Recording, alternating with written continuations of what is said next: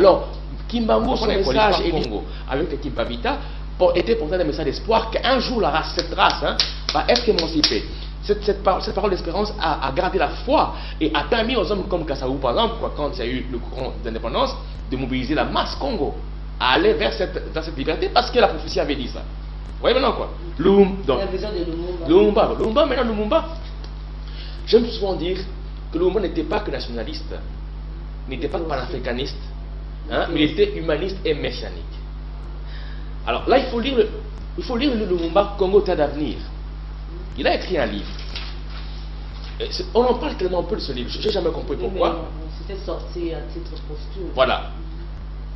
Ce livre-là relate exactement la vision de Lumumba qu'il avait à l'époque du changement. Lumumba, dans ce livre, bien qu'il a essayé d'expliquer, parce que il a essayé d'expliquer, disons, aux colonisateurs par le roi Baudouin. Le roi Baudouin, à l'époque, il a voulu faire comprendre les aspirations de l'homme noir du Congo de l'époque.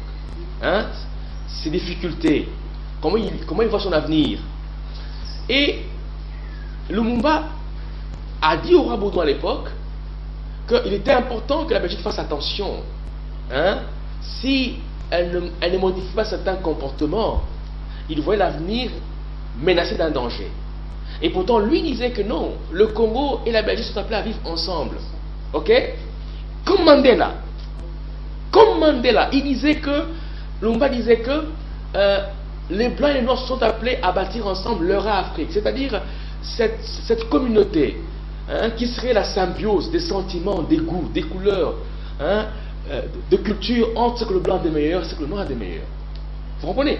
Donc Lumumba prônait ça. Et Lumumba à l'époque, il ne voyait même pas le changement dans le sens du combat de l'indépendance. Non, non. Il pensait transformer la conscience de l'homme blanc par le discours. Il disait par la puissance du verbe, pas le verbe. Et il voulait convaincre le blanc à changer de comportement, pour que nous puissions vivre ensemble. Parce qu'il croyait, lui, comme Luther King, à la mission de la race noire, une mission d'amour, une mission d'humaniser l'humanité. Il croyait à ça. Voyez. Alors, c'est pourquoi je dis ici que Lumumba, donc il voyait que le Congo, dans la pensée prophétique, de Kimbangu, parce qu'il se disait aussi envoyé après Kimbangu.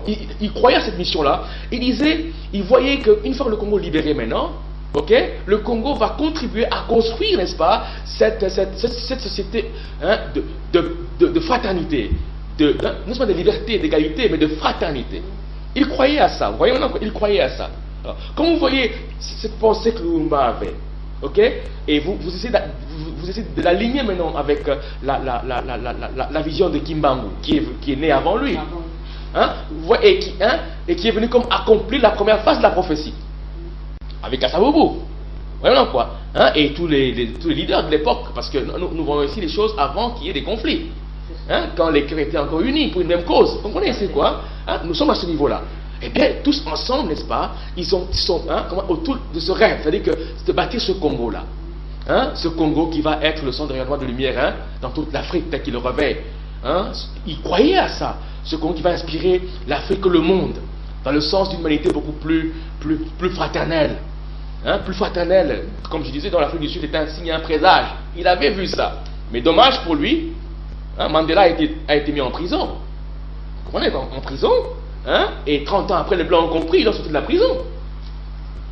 Mais lui, on l'a tué. Mais quand même, après lui, il y a sa famille politique qui est là. C'est eux qui sont au pouvoir maintenant. Et je crois que c'est pour accomplir quelle vision? C'est vrai, le nationalisme est une étape importante, le panafricanisme et la dimension ultime, qui est l'humanisme messianique de Lumumba, qui en fait le compte de la vision de Kimbangu. C'est cette vision sublime, où le Congo va pratiquement, par la puissance de Dieu, et son exemple de changement